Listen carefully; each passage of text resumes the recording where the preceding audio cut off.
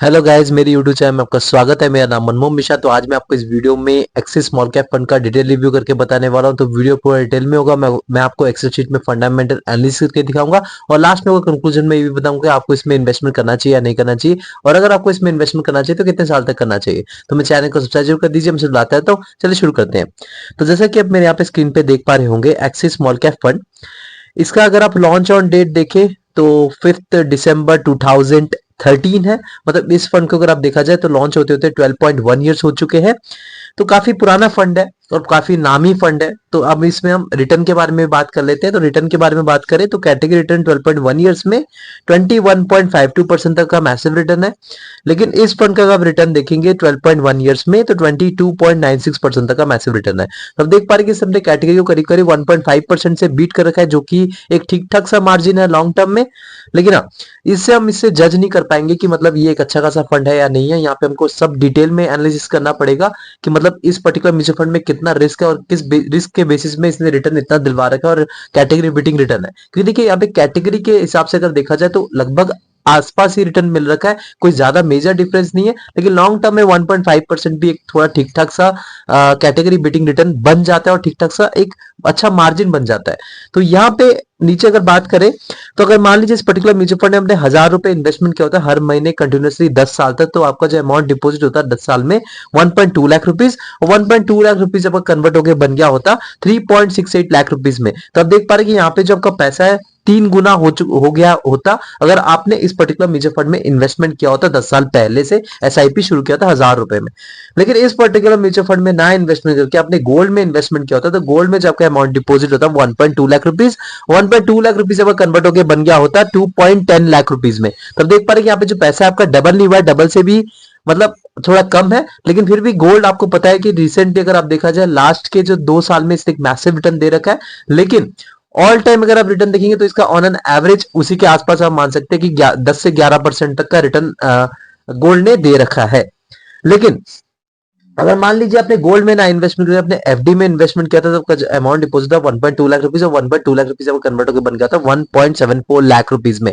तो आप देख पा रहे कि यहाँ पे जो आपका पैसा है ना, इस पर्टिकुलर म्यूचुअल फंड में जो इन्वेस्टमेंट कर रहे हैं उसमें और एफडी में जो आपका जो इन्वेस्टमेंट हो रखा है उसमें बहुत ही बड़ा मेजर डिफरेंस आपको देखने को मिला होगा। गोल्ड तो लगभग आप देख पा रहे कि गोल्ड और इस पर्टिकुलर म्यूचुअल फंड में भी बहुत बड़ा रिटर्न का डिफरेंस है, लेकिन फिर भी आप देख पा रहे कि मतलब एफडी में तो बहुत ही बड़ा मेजर डिफरेंस है। तो अभी कहते हैं इन्वेस्टमेंट करना क्यों जरूरी होता है, चाहे आप किसी में भी इन्वेस्टमेंट क्यों ना करें, लॉन्ग टर्म के लिए आप वेट करते हैं, आपको एक अच्छा खासा और एन एवरेज रिटर्न मिल जाता है अगर आप कंसिस्टेंटली एसआईपी कर रहे होते हैं तो। लेकिन हाँ, यहाँ पे सबसे मेन चीज के बारे में बात करें तो यहाँ पे रिस्क और रिटर्न का रेशियो मैंने निकाल रखा है इस पर्टिकुलर म्यूचुअल फंड का कैटेगरी के साथ। तो इससे हम जज करेंगे इस पर्टिकुलर म्यूचुअल फंड में कितना रिस्क है और रिस्क को कितना एडजस्ट करके रिटर्न दिलवाता है। तो यहाँ पे दो पैरामीटर्स को मैंने कंसिडर कर रखा है, एक है बीटा और दूसरा स्टैंडर्ड डिविएशन। तो बीटा बेसिकली क्या बताता है volatility with respect to its benchmark. जी हाँ, बेंचमार्क के कंपैरिजन में ये पर्टिकुलर म्यूचुअल फंड कितना वॉलेटाइल है। तो ये अगर 1 से नीचे से ठीक ठाक माना जाता है, लेकिन कैटेगरी से कम होना जरूरी होता है। तो इसे पता चलता है पर्टिकुलर म्यूचुअल फंड कम वॉलेटाइल है और आपको रिटर्न भी बहुत ज्यादा दे रखा है। तो यहाँ पे देखा जाए इस पर्टिकुलर म्यूचुअल फंड का 0.7 है और कैटेगरी देखा जाए तो 0.81 है।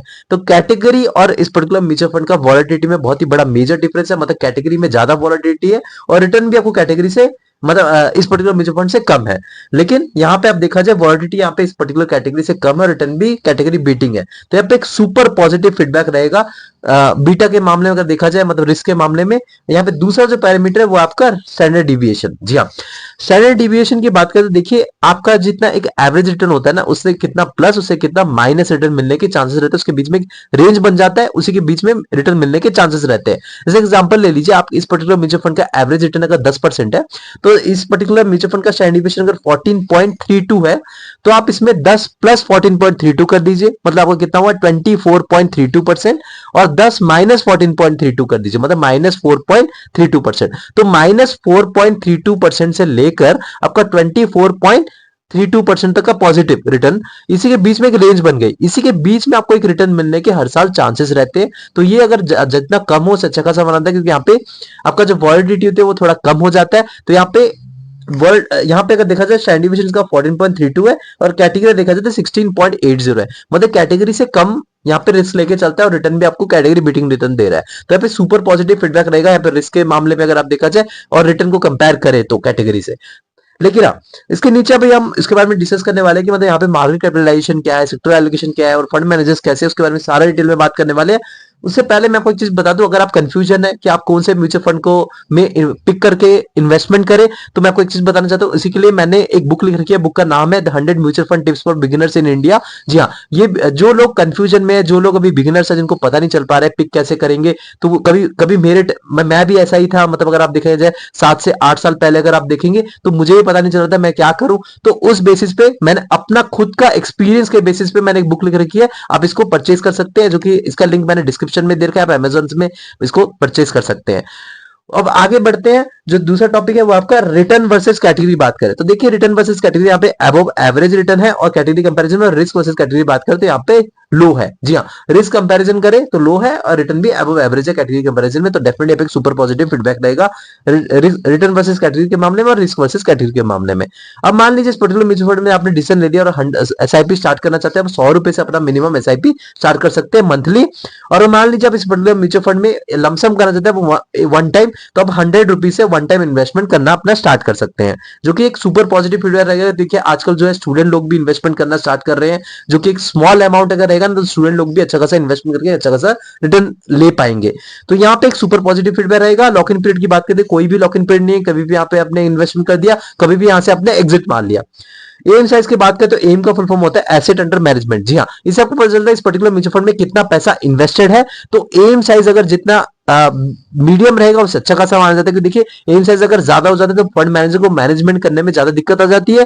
तो कभी कभी आप देखेंगे उसको एसआईपी लमसम बंद हो जाता है, फिर कभी लिक्विडिटी इशू आ जाती है, मतलब आप जब सेल करते हैं या फिर आप एग्जिट मारने की कोशिश करते हैं तो आपको कैश आउट करने में थोड़ा दिक्कत आ जाती है। लेकिन अगर फंड मैनेजर मैनेजमेंट कर ले तो कोई ज्यादा प्रॉब्लम नहीं होती। लेकिन अगर आप एम साइज कम है तो यहाँ पे एक बहुत बड़ा मेजर इशू है। मेजर इशू ये है कि इस पर्टिकुलर म्यूचुअल फंड में कुछ ना कुछ तो कमी है, तभी तो लोग इसमें इन्वेस्टमेंट नहीं करे, तभी तो यहाँ पे पैसा जो है इन्वेस्टेड नहीं हो रखा है और इसलिए इसका एम साइज बहुत कम है। तो यहाँ पे एक नेगेटिव इंपैक्ट बन जाता है। लेकिन हाँ, एक परफेक्ट एम साइज आप कैसे पता करेंगे, तो एक चीज बताते हैं, पैरामीटर मैंने चूज कर रखा है। अगर आपका मान लीजिए पर्टिकुलर म्यूचुअल फंड 10 साल से पुराना फंड है और 15 साल के बीच में है, तो आपका जो अगर एम साइज 10,000 करोड़ रुपीज से लेकर 30,000 करोड़ रुपीज के बीच में है, तो एक अच्छा खासा इसका एम साइज है। मतलब यहाँ पे ना तो ज्यादा है ना तो कम है, तो यहाँ पे एक फंड मैनेजर मैनेजेबल है। और दूसरी चीज, लोगों का भरोसा भी है, सब इसका एम साइज अच्छा खासा है।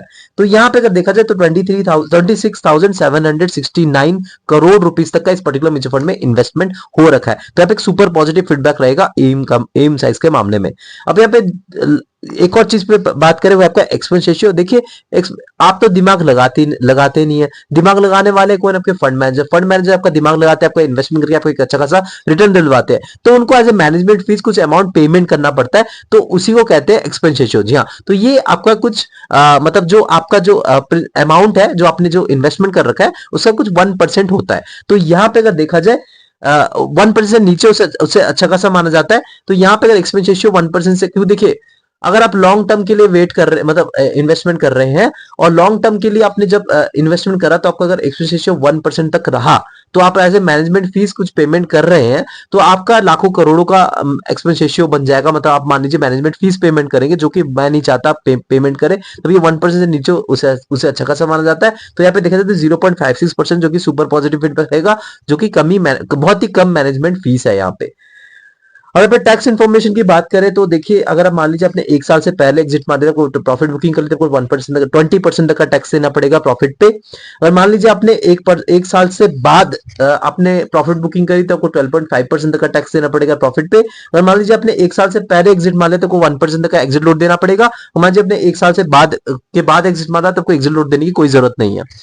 अब यहाँ पे सबसे मेन बात पाते हैं वो मार्केट कैपिटलाइजेशन। तो मार्केट कैपिटलाइजेशन की बात करते हैं यहाँ पे मिड कैप में 18.95% तक एलोकेशन है, स्मॉल कैप में देखा जाए 69.35% तक एलोकेशन है, लार्ज कैप में देखा जाए 6.03% तक एलोकेशन है, डेब्ट एंड अदर्स में देखा जाए 5.67% तक एलोकेशन है। तो एलोकेशन के मामले में देखिए यहाँ पे जो सेबी के गाइडलाइन के हिसाब से बताया गया है कि अगर एक स्मॉल कैप कैटेगरी का म्यूचुअल फंड है तो यहाँ पे मिनिमम 65% तक का स्मॉल कैप में के स्टॉक में इन्वेस्टमेंट होना जरूरी होता है। बाकी के बचे जो 35% वो लार्ज कैप, मिड कैप अपने हिसाब से या फिर स्मॉल कैप में भी किसी में भी इन्वेस्टमेंट कर सकते हैं, लेकिन मिनिमम 65% स्मॉल कैप में होना जरूरी होता है। तो यहाँ पे देखा जाए तो उसी थ्रेशोल्ड को फॉलो करा गया। 69.35% का एलोकेशन स्मॉल कैप में इन्वेस्टमेंट हो रखा है, और बाकी के जो बचे हैं वो मिड कैप में एलोकेशन हो रखा है, और लार्ज कैप में, और फिर डेप्ट और अदर्स में हो रखा है। लेकिन हाँ, यहाँ पे मैं एक एवरेज ऑफ फीडबैक दूंगा। यहाँ पे ना तो पॉजिटिव फीडबैक दूंगा, ना तो मैं नेगेटिव फीडबैक दूंगा।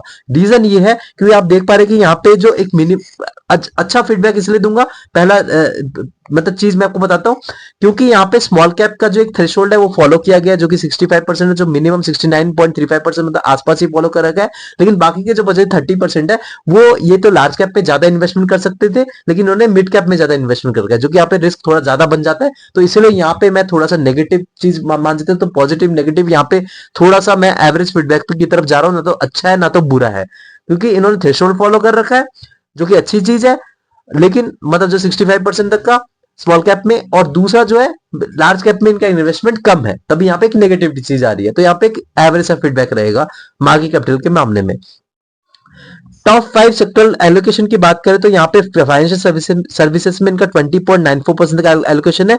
इंडस्ट्रियल सेक्टर में 16.95% का एलोकेशन है। हेल्थ केयर सेक्टर में इनका 14.53% का एलोकेशन है। कंज्यूमर साइकिल में 12.73% का एलोकेशन है। बेसिक मेटल्स में इनका 11.41% का एलोकेशन है। तो देखा जाए प्रॉपर्ली इन्होंने अपने पोर्टफोलियो को डाइवर्सिफाई करके इन्वेस्टमेंट कर रखा है, जो कि सुपर पॉजिटिव फीडबैक रहेगा। तो यहाँ पे मैं सेक्टर एलोकेशन के मामले में डेफिनेटली सुपर पॉजिटिव फीडबैक दूंगा। फंड मैनेजर की बात करें तो यहाँ पे 3 फंड मैनेजर्स हैं, जो कि अच्छे खासे एक्सपीरियंस है। तो पहला है जो आपका तेजस सेठ, इनका एक्सपीरियंस जो दिखा रखा है 1.62 इयर्स, जो बेसिकली 1.62 इयर्स है। इस पर्टिकुलर म्यूचुअल फंड में इनका इन्वेस्टमेंट हो रखा है। लेकिन मैं आपको एक चीज बता दूं, ये जो तेजस सेठ है, ये पहले आपका जो Nippon India small cap fund है उसको पहले मैनेज करते थे। तो आपको आप समझ पा रहे हो कि मतलब Nippon India small cap fund ने कितने अच्छा खासा रिटर्न दिलवा रखा है। तो ये एक नामी और बहुत ज्यादा एक्सपीरियंस फंड मैनेजर है। तो यहाँ पे जो मैंने ये एक्सपीरियंस लिख रखा है 1.62 इयर्स, ये basically axis small cap fund में इनका एक्सपीरियंस 1.62 इयर्स है। लेकिन अगर आप इनका ओवरऑल एक्सपीरियंस देखें तो डेफिनेटली यहाँ पे 20 से 22% या 20 से लेकर 22 इयर्स तक का इनका एक्सपीरियंस आपको देखने को मिलेगा, जो कि बहुत ज्यादा है। और मयंक खान की इनका एक्सपीरियंस है 2.39 इयर्स का इस पर्टिकुलर म्यूचुअल फंड का में। और कृष्णा एन जो कि तीसरे फंड मैनेजर में, इनका एक्सपीरियंस है 1.81 इयर्स का।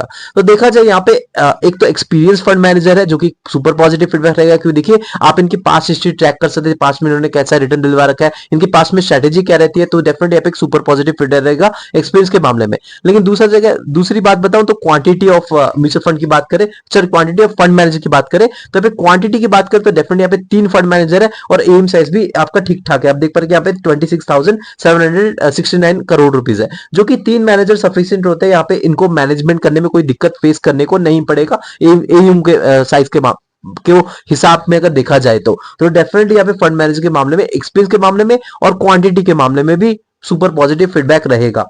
रेटिंग की बात करते हैं, इसको 4 आउट ऑफ 5 रेटिंग दे रखी है। मैं आपको बता दूं, अगर आप स्मॉल कैप कैटेगरी कोई देखना चाहते हैं कि मतलब जो स्मॉल कैप कैटेगरी देखिए बहुत ज्यादा रिस्की कैटेगरी का म्यूचुअल फंड होता है।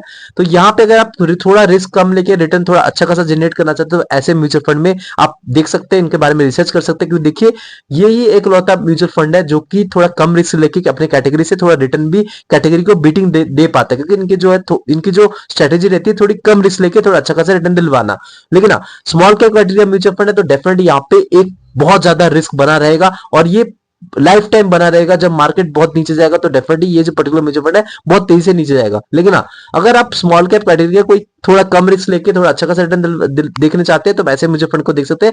इसकी रेटिंग की मैं बात करूं तो मैंने यहाँ पे एक की रेटिंग इसलिए कम करी क्योंकि जो मार्केट कैपिटलाइजेशन है यहाँ पे लार्ज कैप में थोड़ा ज्यादा एलोकेशन हो सकता था, लेकिन यहाँ पे मिड कैप में इनका थोड़ा ज्यादा एलोकेशन हो रखा है। तो यहाँ पे इसीलिए मैं थोड़ा सा एक पॉइंट जो है मैंने इसलिए काट रखे। लेकिन ओवरऑल मैं बताऊं यहाँ पे एक परफेक्ट जो इनकी जो पास्ट स्ट्रेटेजी रही है वो एकदम परफेक्ट रही है। मैं आपको बता रहा हूँ स्मॉल कैप कैटेगरी के सबसे परफेक्ट फंड है यहाँ पे। लेकिन पास्ट की जो स्ट्रेटेजी रहती है फ्यूचर में, इसका मतलब ये नहीं कि ये स्ट्रेटेजी फॉलो करेंगे कुछ, क्योंकि देखिए फंड मैनेजर चेंज होते हैं, स्ट्रेटेजी चेंज होती रहती है, सब कुछ मार्केट कंडीशन चेंज होता रहता है। तो ये टोटली डिपेंड करता है फंड मैनेजर पे, और ये पर्टिकुलर म्यूचुअल फंड का जो ओनर है उस पर टोटली डिपेंड करता है।